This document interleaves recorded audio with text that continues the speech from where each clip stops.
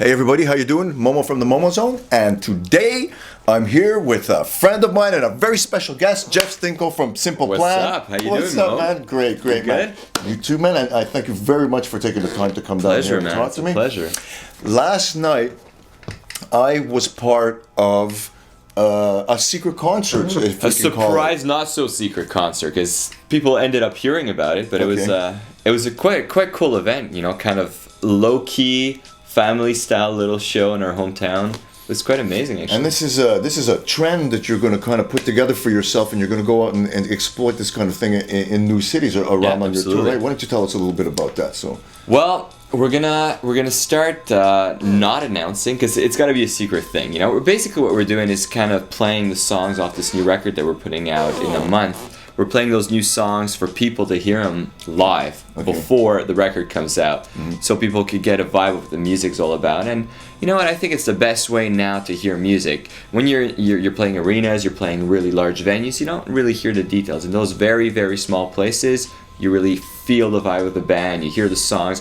I think it's a really great setting for that. And we're going to start doing that in a lot of cities all around the world. We're going to do a lot of those.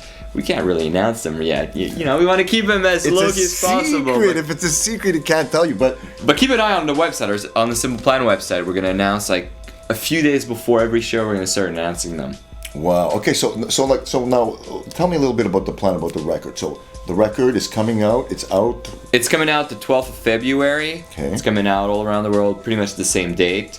We worked a long time on this record. It took a year to make. And now, basically, what we're gonna do is what we always do. We're gonna release it and tour like crazy to support it. That's the best way to do it. You know, it's fun for us. It's fun for the people that that love our band. So we're gonna get out there, meet them, have fun, and travel. You know, traveling. Like, where is this tour going to be taking you? Well, we're gonna start doing little shows in Europe mostly. Okay. That's where we're gonna start. We played a few shows in America before Christmas. We did New York. Now we're gonna go to Europe, Asia. We're gonna go to South America, and we're just gonna to see all the fans that we have like all around. So for us, it's a lot of traveling. It's really, really demanding, but it's worth it because you should see the love in all those places. I just, whenever, for instance, we go to Asia, we go to Japan, you should see the people there. They're so eager to hear new music, a Simple Plan. It's just such an amazing thing. And the culture difference when you go from one culture to the next, like how does that feel? How does that affect your performance? And you know what? Like it's kind of funny. Like the more you travel, when it's really quick travels, you're basically in hotel rooms and backstages. So sometimes you tend to forget where you are. But then this little thing happens that reminds you, wait a second, we're on another planet. Recently we were in Singapore. Okay. And obviously you're driving around and you see like malls everywhere. It looks like New York pretty much, you know? Okay. Just that it's hot and there's like palm trees and weird things. Suddenly you end up doing an interview and this transvestite interviews you. But you're like, you know what? This would never happen in the US. But people in different countries have different perceptions of what's, mainstream, what's right, what's wrong. And when we were in Singapore, it was like, anything what? You know what? Transvestite interviewing you, talking sex with you on television. It was pretty odd, pretty strange, but it reminded me, you know what? This is a very, very diverse world we're living in, and it's cool, you know? And when you go to Japan, the first thing you notice, it's that it's pure silence between the songs. Oh, yeah. Now that's interesting. That's, I guess, a form of respect, right? It is. That maybe other people in other cultures don't consider is necessarily respect. Absolutely. But you know what? Like, I think people like just it's a tradition thing, react to music a different way. They're used to different things. In Japan, it's the way you respect people. Oh, we have somebody who loves to bust in our middle of our Here interview. we go. And what does that say? I can't see because I'm half blind without my glasses. We gotta pick that one up. Krilla, sorry, I'm in the middle of an interview with Jeff right now, and this is one of these moments where we'll leave the camera running and I'll leave the edit that way. Hi, Krilla. Japan. We're talking about Japan. It was crazy. The first time around, we got there. we played this show and it was pure silence. You could like you drop a pick on the stage and you'd hear it. It was the strangest thing, and we were like, well, maybe it's because we're bad. They're not liking it. That was not it. They were like loving it. And during the songs, they would sing the lyrics to the songs, and you would hear their accent. But they spent the time learning the songs by heart. For them, it's a big challenge because people expect the whole world to speak English, but that's not the case, you know. In Japan, like some people speak English, but most people are like, you know, understanding, but they're not completely fluent, you know. So it took them a while, and they're actually very respectful. So between the songs, it's pure silence, and it's kind of strange, but it's cool too. And you know what? I'm gonna tell you something. The one country in the world where download is at its lowest is in Japan. Oh yeah. You know what it is? It's not because there's no computers. Computers are everywhere. The internet, it's everywhere. It's a respect thing. They think, you know what? Artists work really hard on music, so we're gonna buy the records. So they still buy records. You know, I'm not being judgmental. I understand the whole thing. It's a very complex issue, but it's kind of cool to see that, you know, people are still understanding that there's a lot of work being put into music, and it's not something that just happens overnight, you know.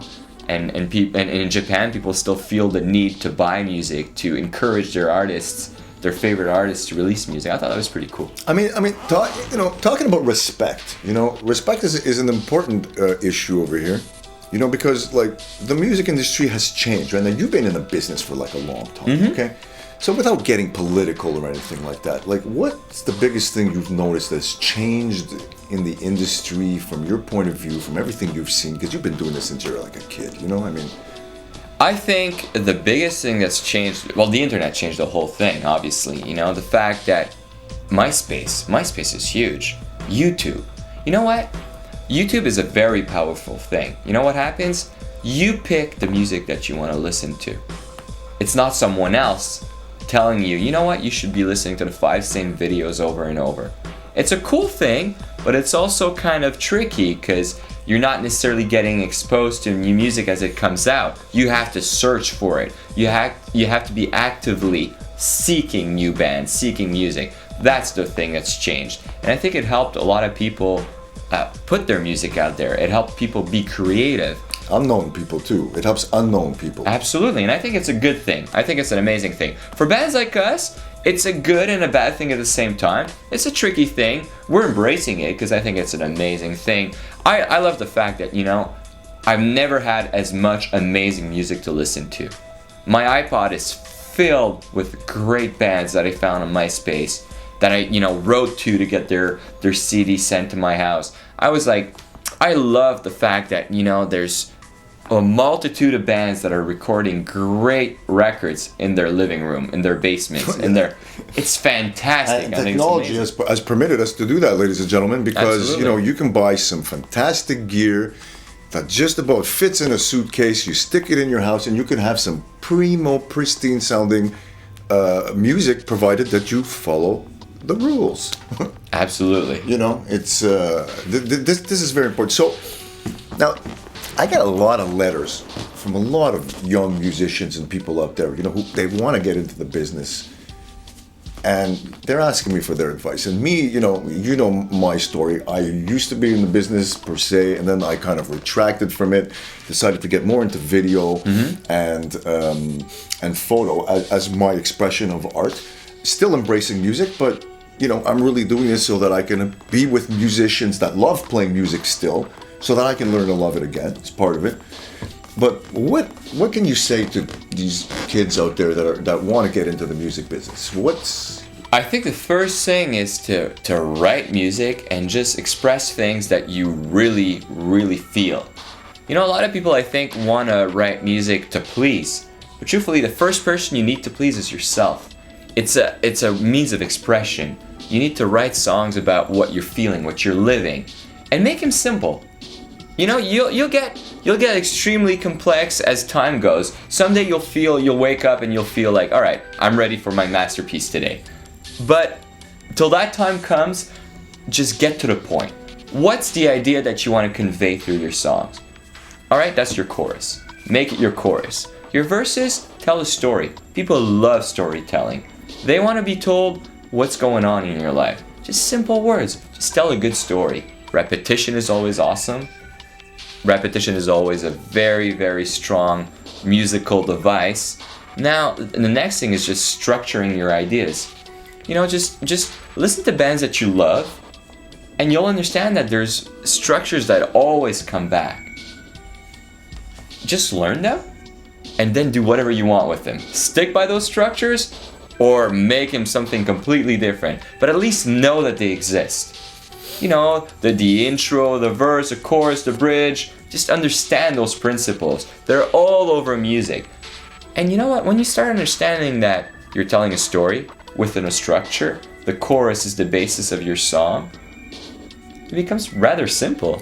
Ladies and gentlemen, hell, I could have never explained it better myself. Well, I'm pretty surprised, actually. It's pretty simple, but to the point. Yeah, because you see, part of the trick is also, you know, you guys tend to make everything so complicated in your head because you look at everything ahead, and you got to kind of step back. And when he said less is best, there is an old saying in music that goes less is best, because everybody always wants to do their own thing. And when you start, everybody does their own thing and there's no structure and the rules that you follow, then you have chaos. And that's when things start falling apart. And you know what? Truthfully, in music, there's no set rules. What you have to say is important. People, there is someone out there who wants to hear it. Don't think that your message is stupid, that it's meaningless. It's not. If you have the feeling, the desire to express it, it's worth something. And that's what music is about. You know, when you're playing your guitar, when you're playing your bass, your drums, it's been said before, it's been done before, but never in the way you're gonna do it.